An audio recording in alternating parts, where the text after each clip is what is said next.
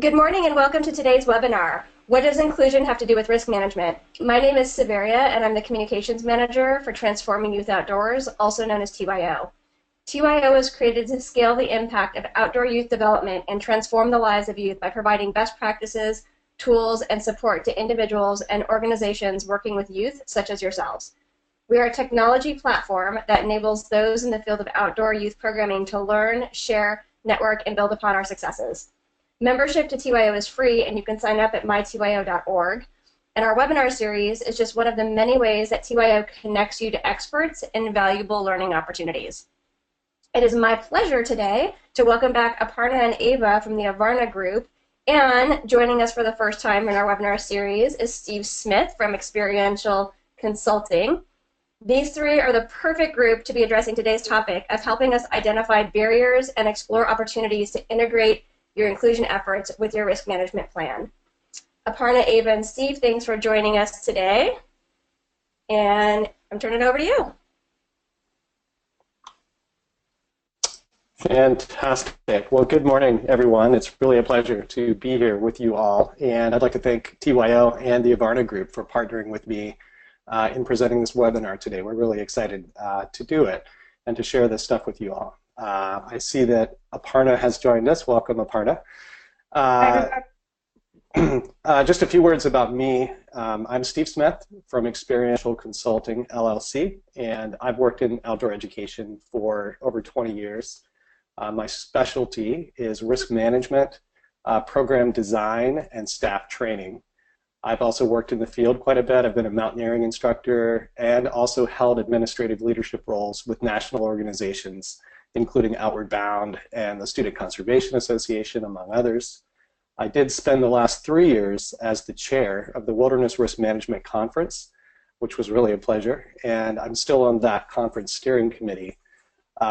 Interestingly, I also have a former life as an English teacher and also a background in human resources. So the point is, all of those very different life experiences allow me to do this work through a real variety of field-based educational and administrative lenses, and I'll be applying some of that to our discussion today.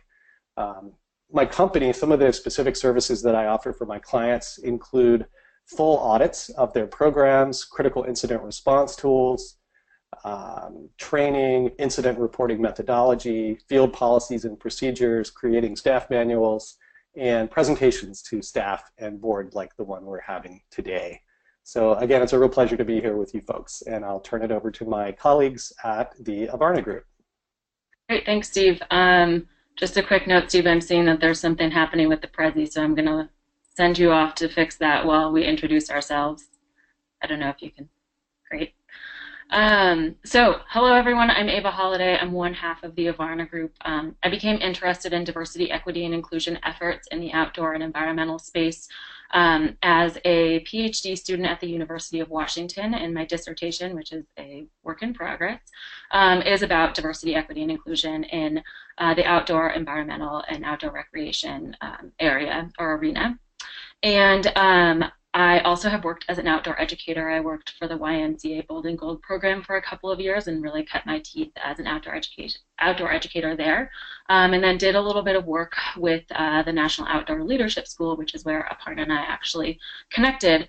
At the Avarna group, we like to say we provide resources and insights for organizations who are interested in implementing diversity, equity, and inclusion efforts. And a lot of our clients are in that outdoor conservation, outdoor education field. And we love working with all of them. It feels like coming home. And the way in which we support folks is through trainings, whether that's online or all the way to a train the trainer. We also do strategic planning, so making sure that diversity, equity, and inclusion is part of the DNA of your organization, and part of that is risk management. And then also doing some of those smaller audit or evaluation pieces as it relates to diversity, equity, and inclusion. So that could be around curriculum, it could be a program audit, it could be a risk management audit, which we're partnering with Steve on. So that's what we do, and I also just want to say we're really thankful to TYO and for Steve for being willing to partner with us. We're really excited. So I'll hand it off to Aparna, and then we'll actually get into it. Hi everyone, I'm Aparna. Sorry I'm late. We actually had a webinar we just ended right before this one. Really quick, I call myself a reformed lawyer who found her passion in the outdoors in 2010 when I joined. I'm talking about myself in the third person, which is awesome. I found my work to be really, really fulfilling when I joined the National Outdoor Leadership School in 2010. And there I served both as their diversity and inclusion manager as well as a field instructor. And I really got to do diversity, equity, and inclusion work at the strategic level with the Knowles leadership and the board, and working on building a strategic plan for diversity, equity, and inclusion, as well as a nuts and bolts level, which involved staff training and integrating diversity, equity, and inclusion into our risk management systems and into our curriculum. I left Knowles to join the Avarna group, and I also, at that time, worked at Montana State University teaching multicultural education. So I utilize some of those multicultural education concepts too in our work, especially when we're working with organizations that provide programming. So that's me.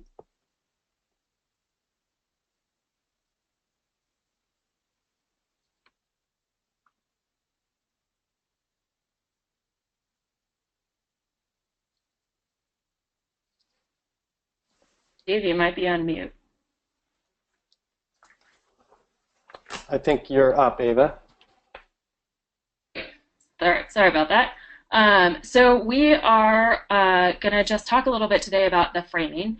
And so the overview today of what we're going to go over is we're going to talk about what is integrative risk management, first of all. What do we mean by that concept? And we're going to be using that for the rest of the day. Then we're also going to talk about some foundational concepts and ideas to make sure that everyone is on the same page before we dive into thinking about opportunities for implementing integrative risk management tactics. And then finally, at the end, we are going to integrate some guiding questions to support you all in moving forward with all of this work. So, just one last framing piece is that at the end of today, we're not going to be able to give you the entire universe of tools in 1 hour, and you'll most likely leave with more questions than you have, and that often means that we've done our job. And we'll take questions at the end, so hold on to those questions like Severia said, and you can type questions into that questions box. We're looking forward to interacting with you all a little bit more at the end of today. Wanted to start off today, though, with the premise of this webinar. And the basic premise of today's webinar is really about de-siloing, for a lack of a better phrase, the concepts of risk management and inclusion. So hence the integrative risk management concept. We believe that risk management and inclusion or cultural competence efforts should not be standalone efforts.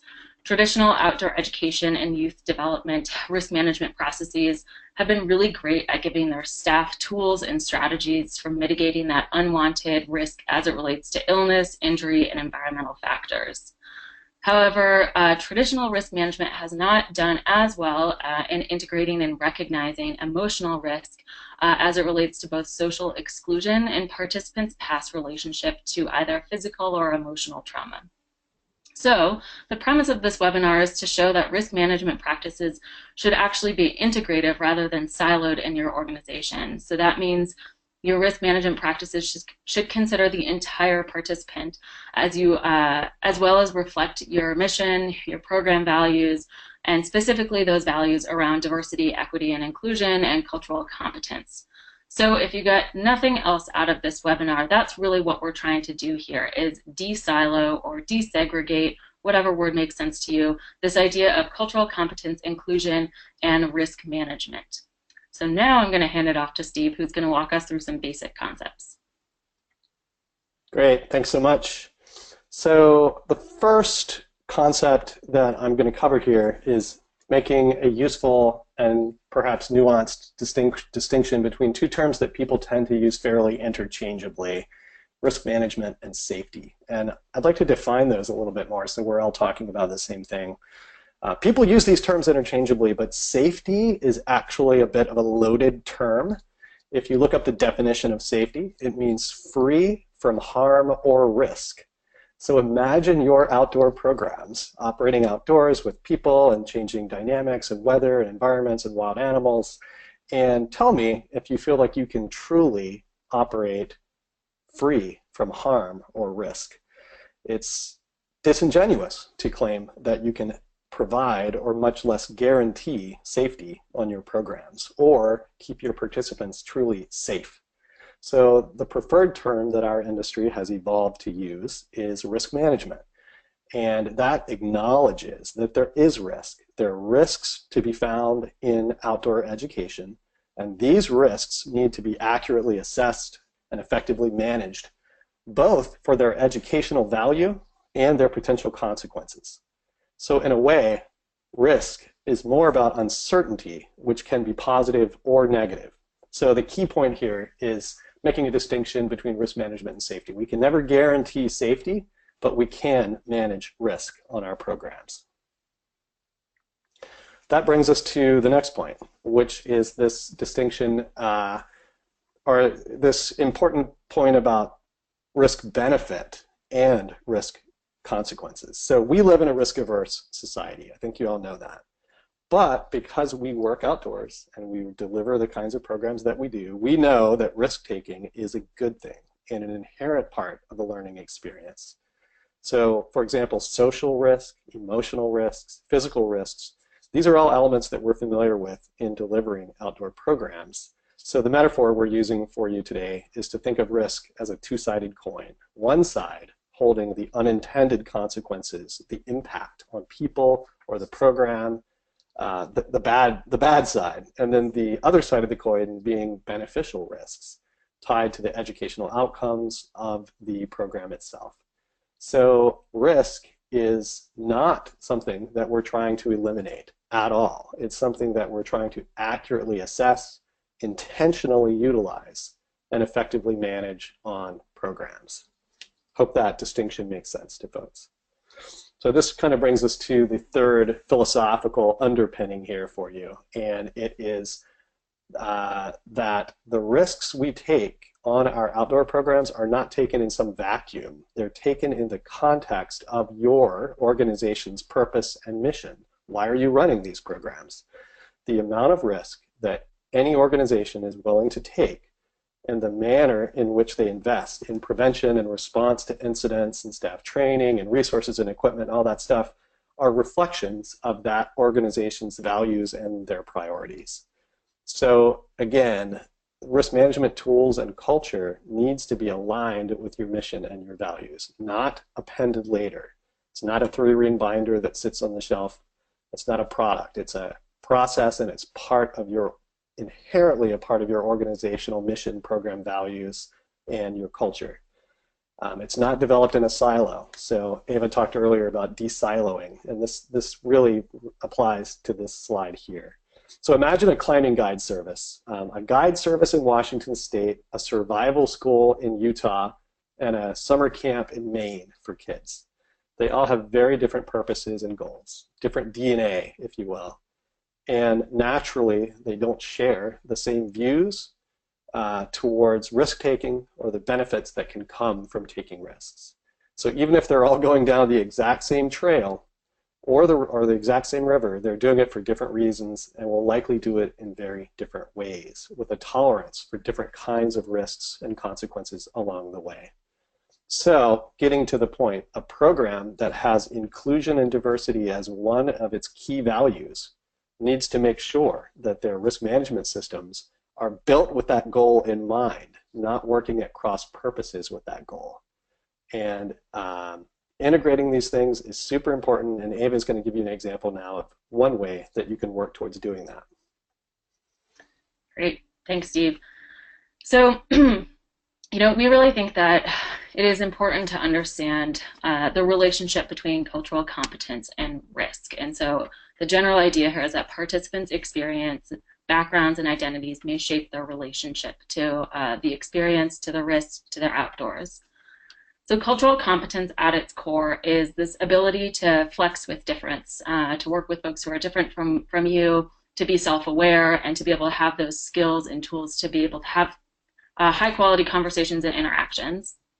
So in the case of risk management, we need to be flexible in understanding that our own concept of risk tolerance or risk benefit, as well as our institution's valuation of risk benefit, may not work for all participants. We know that participants and students and kids have varying relationships to the outdoors, and therefore are going to experience the trip in in various different ways, right? There are myriads of relationships that young people have to the outdoors or to nature based on their culture and community history. And I wanted to just give you a couple of examples if you're sort of wondering what that is. In Carolyn Finney's book, Black Faces, White Spaces, she talks about how she interviews some folks who identify as African American, and they associate the outdoors with racial violence and historical trauma. There were a lot of lynchings in some of those folks' families, and they associate those lynchings with the backcountry or the woods. And so their relationship to the outdoors is very different than, let's say, mine, in which I went outside and really loved being in the woods. Another example is for some migrant communities, the outdoors may evoke feelings of fear connected with their families crossing the southern border of the U.S. For some Southeast Asian communities, they may connect to the outdoors or have a connection to the outdoors that is reflective of their experiences or their family's experience is in internment camps. And if you're specifically working with, if you are at camp, know that that word camp sometimes doesn't mean a great outdoor summer experience. It can actually harken back to some more, some experiences of oppression, either within their own lives or with their families. And then also some indigenous peoples don't see themselves as necessarily separate from the land and don't separate the well-being of their community and themselves from the well-being of the land like a lot of us Western folks do. So based on these varying relationships to land and to nature, kids may come with different fears and trepidations that you may have just never thought of, such as fear of trees because it evokes images of lynching, or fear of fire because it evokes some sort of danger that their families or they might have experienced. So similarly, we just can't assume that a student's life outside of course is generally free from risk. If we do that, we risk alienating them even more. There was an article written, I think, back in 2012, and one of the authors, Jeff Rose, who I actually believe is on this webinar, or maybe it's a different Jeff Rose, I just saw the attendee list. He's an outdoor instructor and also an associate or a professor at University of Utah. And he wrote about, in this article, he was writing about a trip that he led with mostly kids of color. And at the end of the trip, during an evening meeting, he was recounting all of the miles, the elevation, and the physical challenges that the students overcame, and he was really proud of them. And he hoped that his students would return to this type of challenge to continue to build character and seek out that sort of risk benefit. And a student interrupted him and said, see, I don't think you understand. This isn't what I do. This is your thing. Why would I want to do stuff like this? Why would I want to come out here and sleep on the ground if I don't have to? Why would I want to scare myself on some ridiculous rock climb up a mountain in the middle of nowhere? Why would I work so hard to find water to fix my dinner every night? I get that at home every day and I hate it. I work hard to avoid those things, not to look for them. So why would I want to do that out here if I don't have to? So this is just a really great illustration of how this person or this student is experiencing risk or challenge every day in his life, and doesn't necessarily need to go out into the backcountry to experience that challenge. And so he's having a really different relationship to that trip, to that to the outdoors, to the risk management and the risk benefit and tolerance than perhaps other students who don't experience that type of challenge in their life. So the last point that I want to make here is that we cannot assume that we'll reach every student, every participant, every kid if the only thing that the program has to offer is challenge through risk-taking. We need to recognize that some participants may benefit more from feeling like they're part of an inclusive community than from being challenged through physical risk, like climbing for the first time. So I wanted to just make those 3 points about how risk and risk management and cultural competence, what their relationship really is like. I'm going to hand it off to Aparna, who is now going to talk about physical versus emotional safety and what that looks like. And there's the quote there from Jeff Rose, if you all wanted to see it. And this will all be available to you all, so you just have the quote, and we'll add in the citation if you want to go look up that article at the end.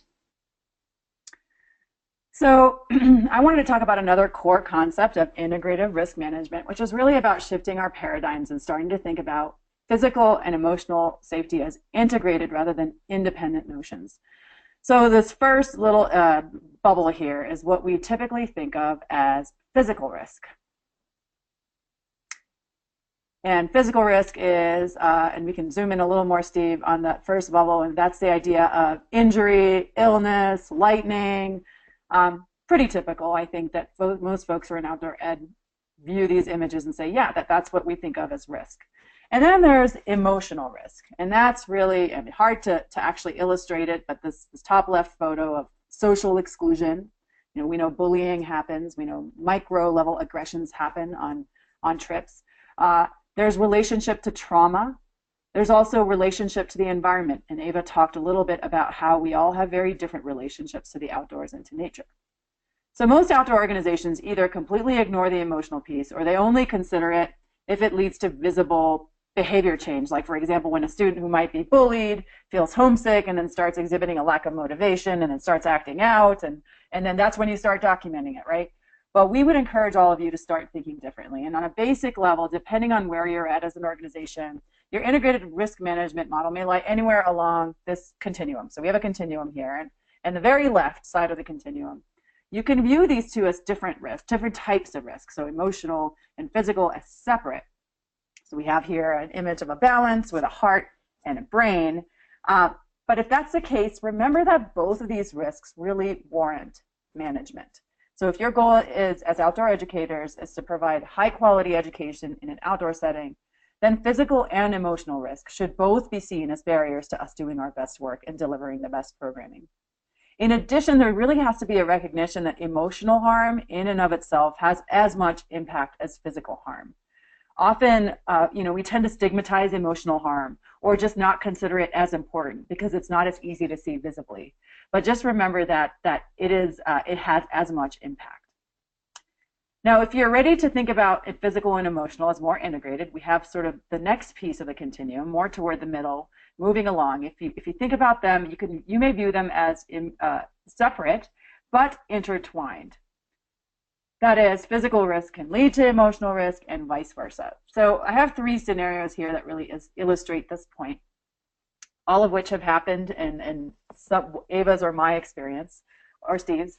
So imagine you have a participant who's been squarely in their challenge zone during your program, has not been really able to learn how to live comfortably yet in the outdoors. On day 3, while crossing a snowfield, the participant slides 100 feet down the slope. You head down to check it out, find out not only does the participant have a puncture wound in their leg from their ice axe, but you also find them to be really visibly shaken. And though you're able to manage the wound in the field, the participant is now squarely in the red zone and unable to learn for the rest of the trip. So that's scenario 1. Scenario 2 is, imagine you have a participant who comes to you complaining of sharp pain in the lower right quadrant of their abdomen. So if you have a wilderness first medicine or first aid, you say, okay, I need to now closely monitor the student and begin to craft an evac plan in case they have appendicitis. So you go ahead and do that, and after about a day and a half, the student reveals they're actually also stressed about a few things. Their older sibling just went off to boarding school, they're really close. They're also really stressed about their ability to complete your longest hiking day, which is coming up in the next couple of days. So you end up having a long conversation with them. You're able to assuage some of their fears about the hike and listen with compassion about their sibling, and ultimately get the whole course to actually talk about their fears about the upcoming long hiking day. And then the next morning, miraculously, or not, the participant reports that their abdominal pain is minimal and they have an appetite again. I'm sure that's happened in some of your experiences. And then finally, imagine on another trip you have really poor group dynamics, and you're doing a river crossing. It requires 3 students to cross the river, and one of those students has been feeling excluded from the group throughout the course. And in the middle of the river, that student thinks, okay, my group's not paying attention to me. They're not going to be taking care of me. I'm the only one here that I can trust. And she lets go of the group, tries to cross the river herself, ends up swimming 50 yards downstream. Okay, so as I mentioned, these stories are all real. They happen to us, someone we know, And the reason we're talking about them is they all illustrate how intertwined emotional and physical risk actually are. It's really unreasonable for us to pay attention to one and not the other when they so clearly inform one another. Now, the final sort of framework I want to talk about, and if you're ready for this, is a totally integrated model. So I would argue, that both physical and emotional risk, they're not separate, they're not just intertwined, they are in fact one and the same, both being physiological in nature. So the brain is part of the body. We know the brain's part of the body, but because medical science still has a lot more to learn about the brain versus many other of our organs, medical issues related to the brain often get relegated to or siloed into emotional injury. So in the front country, for example, some patients who exhibit symptoms of illness or injury, but test results show no visible physical origin of these symptoms, they're usually diagnosed with, some somatoform disorder, which was formerly called psychosomatic. And they're released with a referral to a mental health specialist. That is traditional medicine, and it's changing. So now more integrative health centers are opening around the country, and they allow all patients to receive holistic care of their brain and their body. This signifies a recognition in the medical community that both emotional and physical harm affect a person's physiology. And the other piece about integrative health is that it also looks at not just the person, but their community and their living conditions, all of which are factors in their health. So now Steve is going to tell you exactly what you can do about all of these core concepts and issues that we just raised.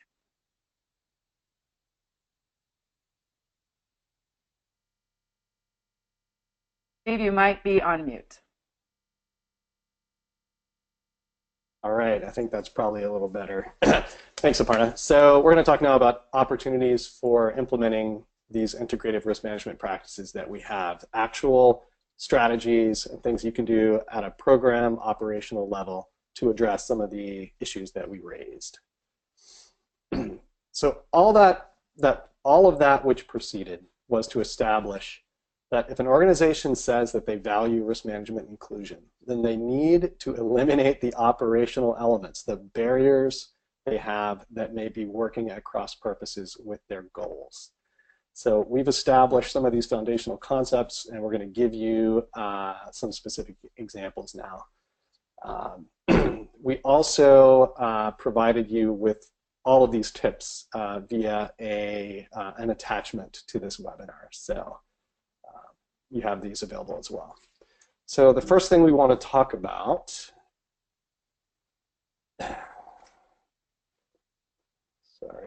here we go. First thing we want to talk about is really simple. It's training your staff on cultural competence. Organizations can find themselves with the very best of intentions, creating an imbalance between their inclusion goals and having adequate cultural competence in place to create a relevant, welcoming, and appropriately challenging environment for all the participants. In other words, programs can tend to focus on recruiting for diversity and fail to consider what inclusion measures must be needed in light of having a group of students with diversity of identities, experiences, and backgrounds living together, working together, possibly in a remote backcountry setting. It's unreasonable for us it's outdated even, I would say, for us to continue to assume that you can just throw a group of very different folks together and trust that the challenges of the mountains will bring them closer together. As outdoor educators, we're tasked with building inclusive communities and experiences on our programs. We can also tend to work in echo chambers, talking to ourselves rather than effectively engaging with the participants that we're looking to better serve. And I think that great story from Jeff Rose's article was a good example of that.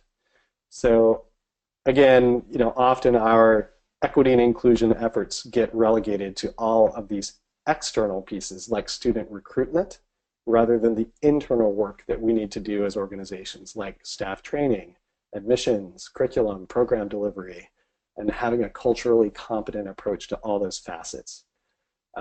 Diversity of your student body or your staff should really be considered more a result of your inclusion efforts rather than some quota that you're simply trying to meet. And Aparna is now going to build on that point a bit more specifically. Yeah, so Steve just said, don't just focus on diversity, and I'm going to say, actually, you should focus on diversity a little bit. And the reason is that there is research that shows that when a student or participant with a marginalized identity, and so this research has been done specifically surrounding race and gender, when a student with a marginalized identity has a role model or a teacher with a similar identity, even if it's just visual, they're more likely to have a more positive experience. So this research has been done in a traditional education setting. So what does that mean for us in the outdoors? What that does mean is that, yes, we should focus internally on cultural competence, as Steve said. We should also continue to focus on staff recruitment and retention, and that actually will support our risk management goals, because if we can actually bring in and keep staff who students can better relate to, that's going to mitigate emotional risk for students who might already be well outside their comfort zone. So the caveat I would add to this, and this is related to Steve's point a little bit, is that though a student is more likely to have a positive experience if they have a leader with a similar visible identity, this is not guaranteed. So we would caution you not to just assume that, a leader with a marginalized identity is automatically culturally competent just because they are, a person of color, for example. So for me, just because I'm a woman of color does not mean that suddenly I feel like I will be more culturally competent than a white person at working with participants of color. That cultural competency piece really comes with experience and with work. So we would say, in order to ensure that you are continuing to hire culturally competent staff, as well as staff who reflect the diversity of your student body, include the following two things in your job description. Talk about and ask the person for experience in working with young people from marginalized communities. So demonstrated experience working with the types of students that you are supporting. And then the second piece is has demonstrated an ability to work well with people very different from themselves. So this is that cultural competency piece. They can work well across difference. And here, I'll just make a really quick plug, since we're talking about recruitment and hiring, for a free toolkit that we have on the Avarna group's website on how to cast a wide net and mitigate bias in recruitment and hiring, and it's on our resources page, so you can just do a search for hiring toolkit and it should show up. Now I'm going to hand it off to Ava, who's going to continue to talk about opportunities for integrative risk management. Great, thank you. I'll also just add, as it relates to that hiring toolkit, there is a bit.ly link in the sheet that we sent out with all for this specific webinar, so you should be able to find it there as well. But what I really want to talk about is another way to create integrative risk management is to integrate inclusion into curriculum and programming. This is a whole other webinar or workshop that we at the Avarna group have run before. But in short, you want to make sure that students can relate to the lessons that you're teaching them, that you're presenting multiple perspectives in your lessons, and that you're also employing multiple instructional methods for you to be able to reach all learners. So I think that last point, experiential education, outdoor education, environmental education, is really well set up to employ all those multiple different teaching methods. So for example, when you're doing a knot tying lesson, I've seen it done so many different ways. I've seen some people do it by demonstration, by lecture, but also some other really creative, maybe more interactive ways, and that's a really great way to reach all of your learners. However, I think outdoor education and experiential education is sometimes not as good at highlighting multiple voices. And so one thing that we often encourage folks to do is that if you have any curriculum, if you have evening readings or quotes, be sure to include quotes and stories from a diversity of backgrounds. So you're not just engaging with the usual suspects, as we like to call them, so Muir or Edward Abbey or Aldo Leopold, but you're also pulling from folks who haven't necessarily always been part of that environmental narrative, but certainly have something to say about their relationship to nature or the environment. And again, on our resources page, we have a lot of ways to support that if you're looking for those types of quotes and readings. And then likewise, just make sure that your program structure reaches multiple learners. And this is really about length, location, and activities to make sure that that structure itself speaks to students from all backgrounds. So considering, if there are young people who don't necessarily want to go out for 3 weeks at a time or don't have the capacity to go out for 3 weeks at a time, making sure the location is accessible and that the activities really speak to something that feels accessible to them. So those are some tips and ideas on integrating inclusion into curriculum and programming. And I'm going to hand it back off to Steve. The next tip is training your staff on emotional or psychological incident management. And what this basically means is being sure to give your team the tools to know when an emotional or psychological incident requires a call to get additional support, or if it's something they should be handling themselves in the field based on your program's policies and training and participants. So that's really has to do with setting your field staff up for success, especially if the program's going to accept participants with any history of trauma or mental health concerns. So something that we've started to see the last year or two, and I suppose I'm going to guess some of you have checked this out as well. Mental health first aid training is something that's kind of sweeping across the country and becoming increasingly popular in the outdoor industry. It makes a lot of sense. We would not send leaders out into the field without basic medical first aid training, and why would we send them out without tools and skills to recognize mental health issues and how to respond appropriately to those common issues? So by equipping our leaders with these skills, we're able to field more inclusive programs and accommodate a wider range of students' needs, helping them find ways to stay on the program rather than departing early due to a lack of leader training or a lack of something that we could have provided. There is a difference. Having responded to thousands of incidents in the field over my career, there is a difference between a homesickness, someone who is uncomfortable, and someone who is clinically depressed. There's a difference between students storming, if you will, or being a threat to themselves and others. And the mental health first aid training is a way to equip your leaders with crucial assessment skills so that they can recognize the difference between these different shades of gray. So the ability to assess that difference really is an essential skill for leaders in the same way that first aid training is an essential skill. And it's a way for us to foster a more inclusive and effective risk management approach for our programs. Back to you, Ava. Great. So the next one I think is pretty short and simple, but it is really impactful and important. So this is the idea of approach students as opportunities, not problems. And sometimes we hear, or sometimes if we're in a workshop, we'll ask people, have you ever had a challenging participant? And everyone sort of raises their hand.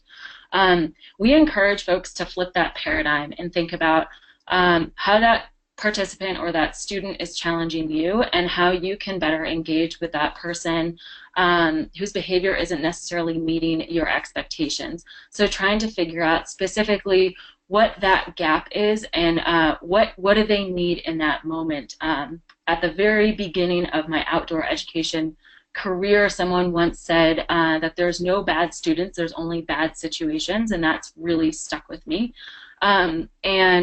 Steve had told me that the Northwest Outward Bound instructors, for example, are trained to see struggling students as opportunities and not problems. And I will say in our experience in working with other Outward Bound organizations, that also is a similar thread of folks really wanting to understand how they can engage that person better and not just categorically label them as challenging, but rather think about how the situation for everyone is challenging. So really simple, really short, but I think really important. And we hand it back off to Steve.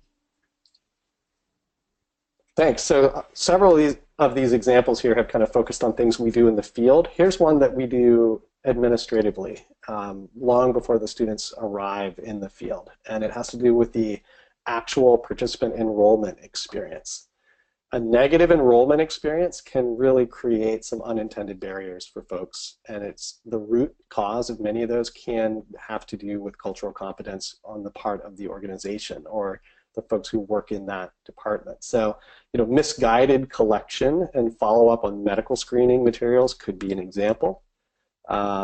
in your actual application or enrollment paperwork, forcing students to check boxes or categorize themselves in ways that don't fit their worldview or their identity is another example, such as binary gender boxes on applications, as if male or female were the only options. And no organizational strategy in place to anticipate or consistently manage any alternative responses that you might get. So it's easy to say, and sometimes these are hard changes to make. As someone who has studied human resources and worked in large national organizations, I have definitely encountered barriers to making some changes on these levels. I've encountered HR leadership that focuses on compliance with narrowly interpreted laws rather than courage, inclusion, organizational values, or strategic direction. When you're trying to change admissions forms, advocate for more inclusive bathroom facilities, or change an organization's single gender tent policy, sleeping policy, it's really easy for an organization to find ways to say no, and this webinar is suggesting that integrative risk management says that we need to find the right way to say yes to those efforts. So here are a few specific tips. Take a look at your enrollment forms. Go through them as if you were a student applying for the program for the first time. Look at these with some fresh eyes and ask yourself, what vital information am I looking for here? Why do I have this question? If it's an extraneous question or one that may be exclusive, then you may want to get rid of that. In the same vein, are there questions you're not asking? Things that you actually need to know in order to manage risk more effectively for your students? How do they respond to challenge? What helps them overcome and persevere? What might be some triggers for them? These kinds of questions can help the students know what they're signing up for and also pre-equip the leaders with strategies that the students themselves know are effective in helping them manage difficult situations. On your med screening, for those of you who have some medical screening systems, including emotional and mental health questions in this is a good idea, and be sure to indicate to participants and caregivers that what your policies are about emotional and mental health issues. And it's important for staff to know about those. Often caregivers hesitate to disclose for fear that the student will not be accepted in the program. So whatever you can do to demystify that or to be transparent, often, in my experience, we're not using the med screening questions as ways to say no to participants. Often it's more a way to appropriately set them up for success with the right leaders or program activities or environment or what have you. And so asking the right questions and being very intentional with that med screening piece is important. Offer options to fill in race, ethnicity, and gender with the capability to store this information and use it in a way to track and improve experiences. Having concise forms is really helpful and can also knock down some barriers. Translated forms into languages spoken in your community. Parents and guardians need to really be well informed about what they're signing up for, especially if you have a liability waiver. Speaking of risk management, if you have a liability waiver that people are required to sign and they don't actually understand what they're signing, then what you have is a liability waiver that may not hold up in court. So you really need to be thoughtful about making sure folks, providing translated versions of things and making sure folks know what it is that they're signing up for, most importantly. Finally, providing information on hygiene and self-care to all the students, irrespective of their identified gender, would be another example of this. So all these are examples of participant enrollment experience, administrative things we can do that hopefully we've just stimulated some ideas for you about ways to integrate your inclusion efforts with your risk management tools. And I'm going to turn it back over to Aparna now. Great. So I'm bringing us into the home stretch, but so in addition to the enrollment experience, it's also really important to think about the participant experience in the field.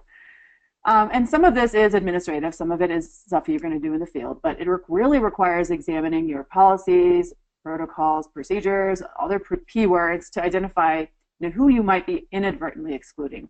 So as Steve mentioned earlier, that the idea of single gender or single sex sleeping assignments inadvertently exclude LGBTQ students. And traditional medical protocols fail to distinguish, which generally fail to distinguish between gender identity and biological sex, don't account for scenarios such as a student who might identify as male, but then has an ectopic pregnancy, let's say. So there are some policy things that we need to address to provide more inclusive experiences, as well as some general behavior pieces. So I'm going to provide a few tips here, and these tips are also on this Prezi. But the first tip I would provide is just role modeling inclusive languages. And this is more about behavior. Some of the ways we've seen inclusive language being role modeled is instructors or leaders using gender neutral pronouns, asking for people's gender preferences or how they want to be referred to, referring to groups instead of you guys as y'all or you folks so that it's degendered. So gender-related language is really important, or degendering our language so that we don't make assumptions. Other language tips is, when you're using a turn of phrase like powwow or bomb-proof, which is often referred to with storm-proofing tents, just ask yourself where that saying comes from and what impact it may have on people. We know that powwow has a very specific cultural significance to indigenous communities, and using it just to talk about meeting with your colleagues, could constitute cultural appropriation. Bomb-proof, on the other hand, can have an impact on participants who are veterans, participants who might be refugees from war-torn countries, because what you're really talking about is storm-proofing a tent, and bombs are quite different. I just noticed one of the images we had earlier in terms of inclusive language. Steve showed an image that says "keep calm and call mom," but also remember that not all students have mom or dad, and also using that caregiver language instead of parents or mom and dad is really important. Now, in terms of bathroom and changing room privacy, in order to provide a more inclusive student experience, I think it's also important to think about providing privacy both in town and in the field. And to the extent you can provide gender-neutral bathrooms, that's also important. Working with your programs to create inclusive policies on sleeping arrangements for all participants is important as well. We're not going to go into the rabbit hole on this, but just remember that it's when you're prescriptive about single gender sleeping arrangement, you're really making assumptions about sexual orientation and gender identity.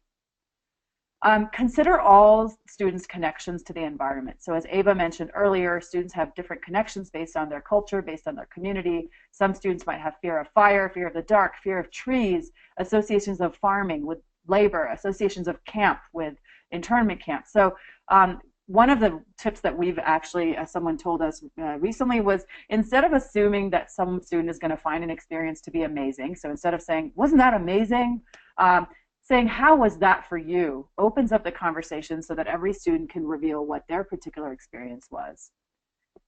Now, in terms of gear, we can provide more experiences for students when we don't assign gear based on perceived gender, and when we also don't recommend top-of-the-line gear, which can really end up creating some class biases and impacts. The next tip is really don't assume that all participants need challenge or need to build resilience and grit or need to learn self-sufficiency. Going back to that Jeff Rose quote again, perhaps your students would benefit more from a sense of belonging or care in their community. So if your ultimate goal is for students to learn, then just ask yourself how to best support that learning process. And rather than assuming that they just need more grit.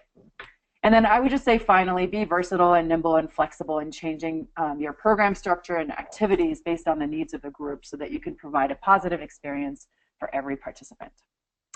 That said, even when we do all of these things that I just mentioned, we are not perfect. Things can still go wrong. So Ava is going to close us out with some ways that we can actually capture and learn from these incidents. Great. So moving forwards, see here. So just wanted to let you all know, those are all the tips that Aparna just ran through. So if you're going back to this Prezi, they'll all be there, and then they're also mentioned in that document. The last thing that we wanted to talk about today is this idea of data collection. And again, this is more of a structural piece rather than an in-field piece, although there's a component to it. But we think it's really important for your organization to be able to document and learn from incidents, not only related to physical risk, but also emotional risk, and making that more integrated. And so, taking a cue from universities, we should have a way of documenting and understanding how what's happening in our institutions. So a lot of universities are rolling out these bias incident reporting forms, and I believe that the University of Washington just rolled their version of it out, and you can just Google them and take a look. And it ultimately allows the university to be able to understand what's happening, because it's a pretty big place. It can't keep an eye on everything. And then also to be able to act accordingly and to be able to understand what trends are happening.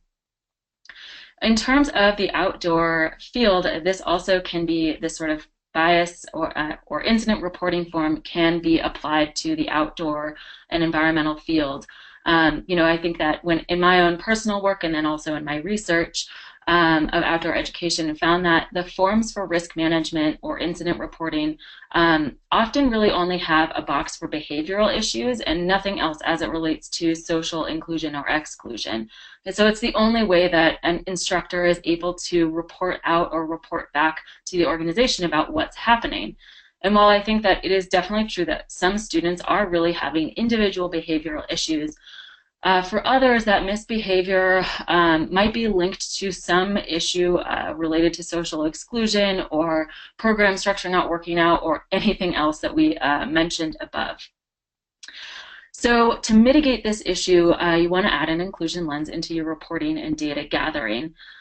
So NOLS, the National Outdoor Leadership School, now has an inclusion incident reporting tool that's a really robust online tool for students and staff and anyone else who's had actually a touch point with NOLS to be able to report an inclusion incident either in the field or in town. So this is not only more holistic as it relates to inclusion, but it's also more holistic as it relates to the entire organization, not just what's happening in the field.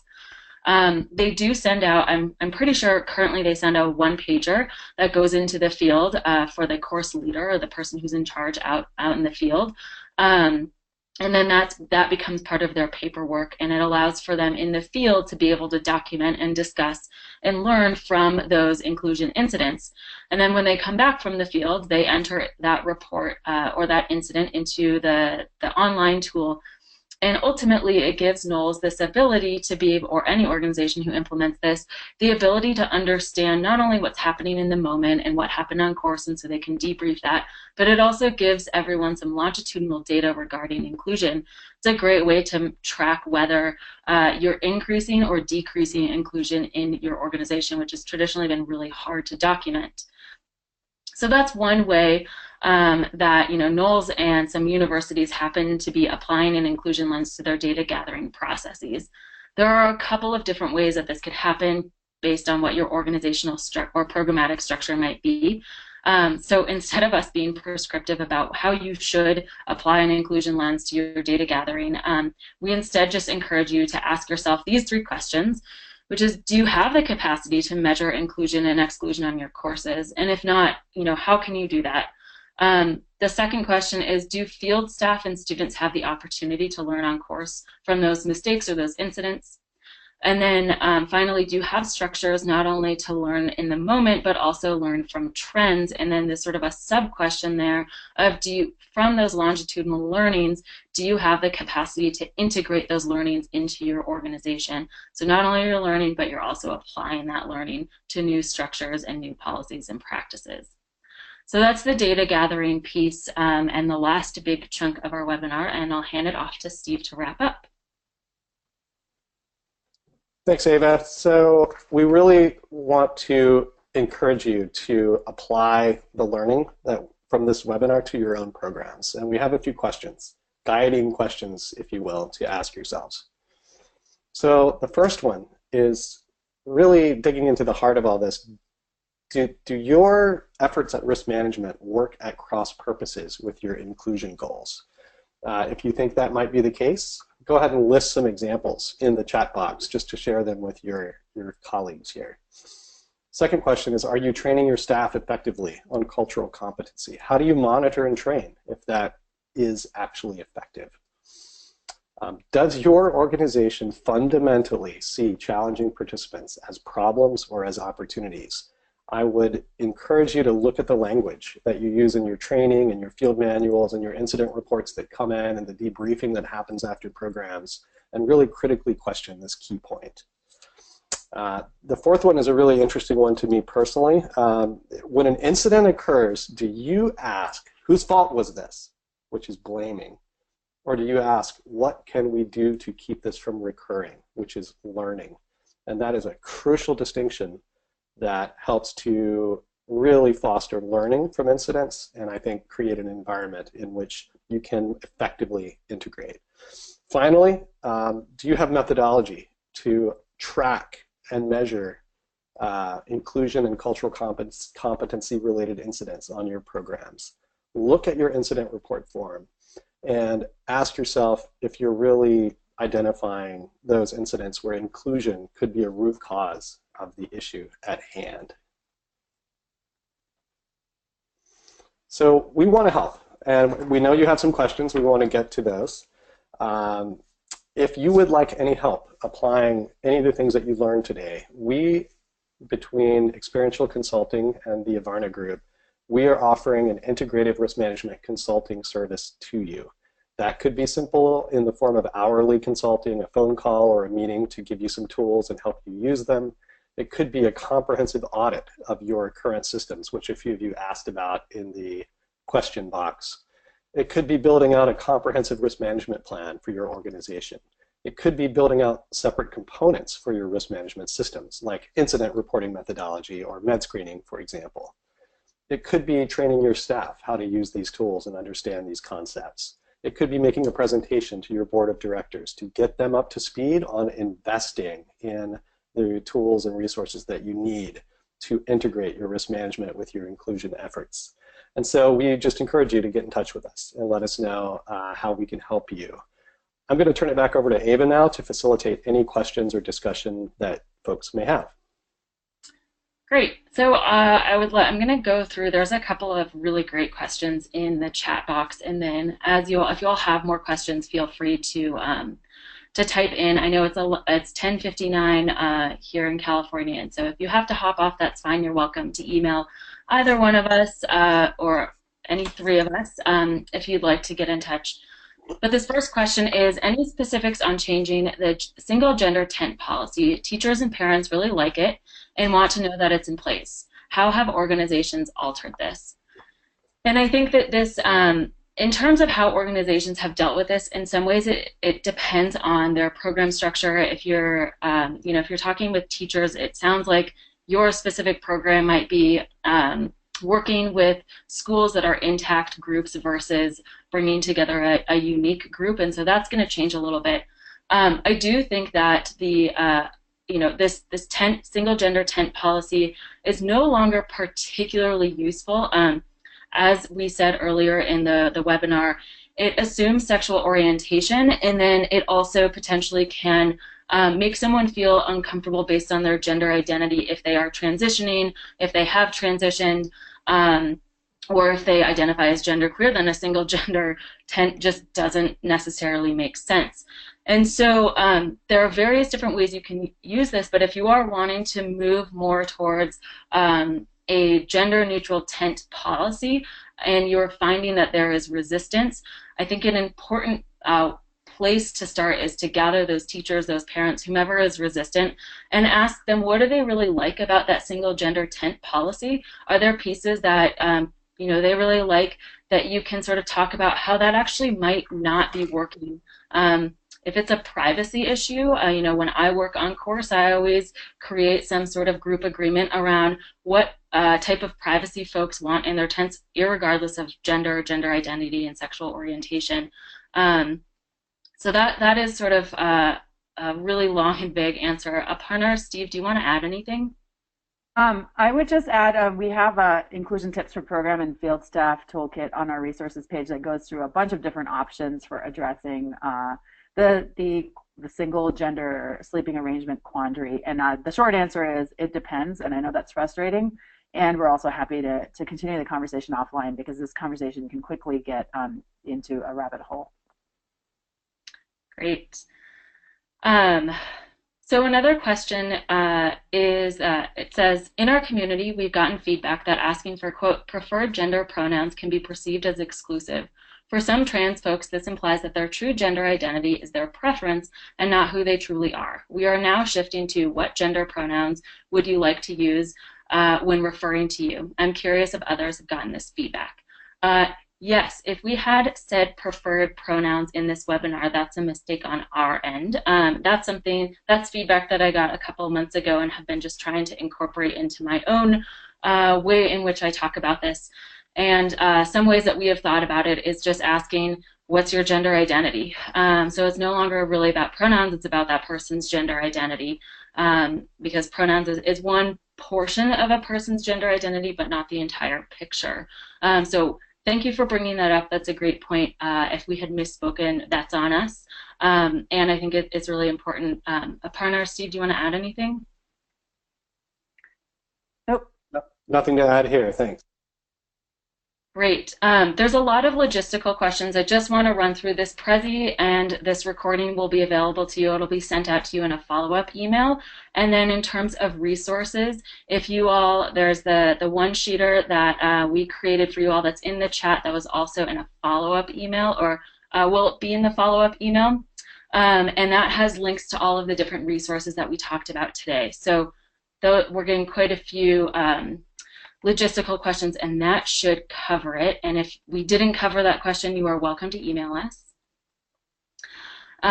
So lots of questions about gender. So someone else says the American Camp Association has certain standards that could be non-inclusive for gender equity. We are accredited by the ACA. Any suggestions? This feels like a pretty specific question to this particular person. So let's get in touch offline and talk a little bit more about that. And I also think that that person just signed off. So we'll get in touch with them. Someone else asked, what do you recommend for a psychological incident management and or mental health training for field staff? Steve, since you talked about that, do you want to pick that question back up? Absolutely. So there are several organizations around the country that are offering, if you just Google mental health first aid, many states now have these occurring on a pretty regular basis. I live in Seattle, and there's a bunch of them happening every month. They're aimed at different groups. You can do an adult version, a professional version, a kids version, etc. So that's one way. I've also seen some smaller like woofer providers also around the country starting to offer these trainings as well. And my guess is that because it's a new thing, it's going to be fairly unregulated initially, and I would really encourage you to take it with a grain of salt, use it as a resource and a tool, but not as your only approach for dealing with staff training on those important topics. So hope that's helpful. Great. I think, let's see here. Are there any conferences or workshops on cultural competence? There are many.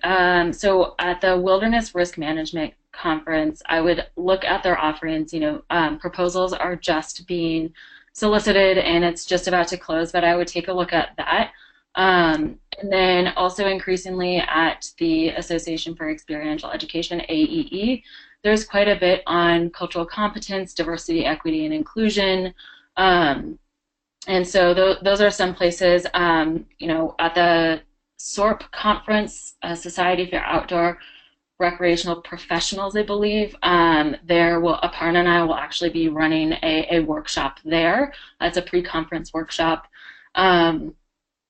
And Children in Nature Network has an increasing focus on diversity, equity, and inclusion and cultural competence. So those are some places I can think of. Steve or Aparna, do you want to add any more? The Summer Institute for Intercultural Communication it's expensive and it's based out of Portland, but they do some more deep dive work on cultural competency.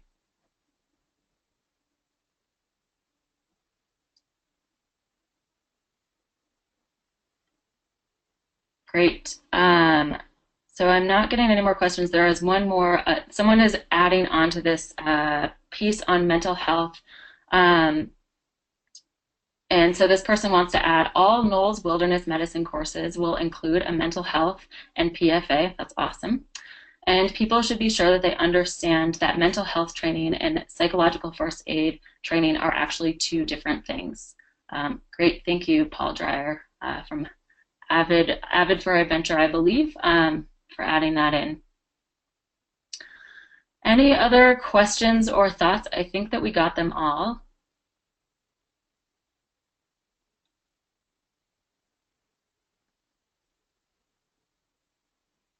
All right.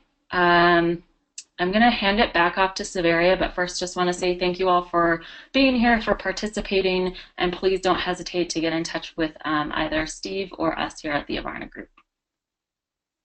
Thank you, Ava, so much. Thank you, all three of you, for doing that. That was super informative, so much great information. For those of you guys on the call, thanks for joining us today. And as we mentioned a couple times, these resources will be available on TYO, so a copy of the recording and the Prezi will be available on TYO, as well as the link in the content piece that we talked about will also be sent out.